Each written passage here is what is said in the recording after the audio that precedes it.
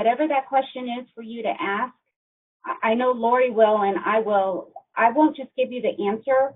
I'll give you the reason why, the answer is the answer. Or I'll ask you, why do you think it's this and that, so you understand it. If our process was so easy and so paper pushing, it's not, we would be replaced with computers. This job is not a paper pushing job.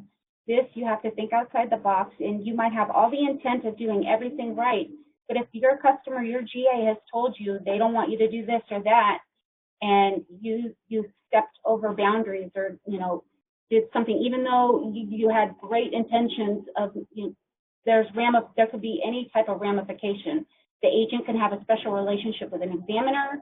Maybe, the client only wants to, go see there's so many different variables, and it's better for you to ask and to learn than to just process. Does that make sense? Yes. Please, guys, always, that's why every time I always, at the end of the meetings, you're more than welcome to email myself or Lori. There is not a question that's silly. I and Lori will go to the time and the extra effort to teach you. That I want you to learn. I want you to be, I want you to have a positive experience. I want you to like your job. That's my job. Sure, Julie. Okay? Sure. So please, guys, ask questions. That's the only way you're going to learn.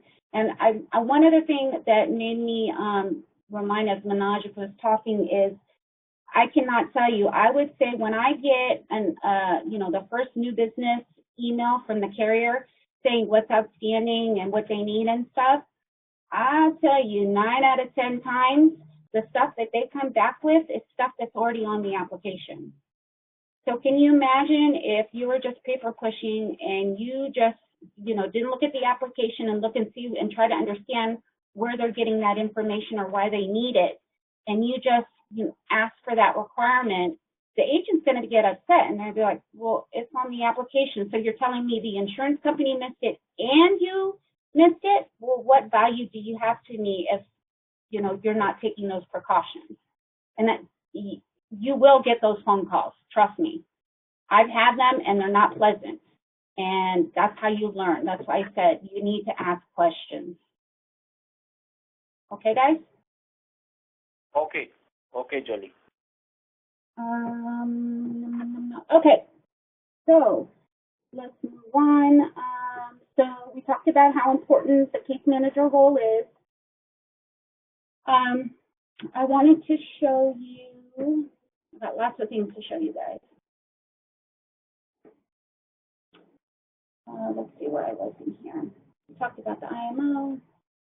This was just talking about, all the things that an IMO, when you're picking one, they, all the different services that they provide. If you were to pick an IMO, like we had said, there's about 5 or 6 of them out there.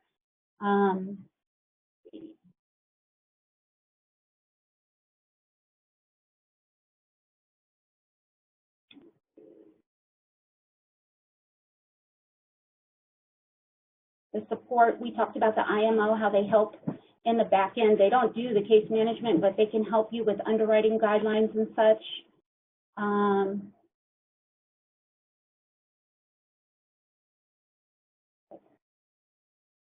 We'll come back to that. Let me get you back on the website. I want to show you a couple things on the AIN website.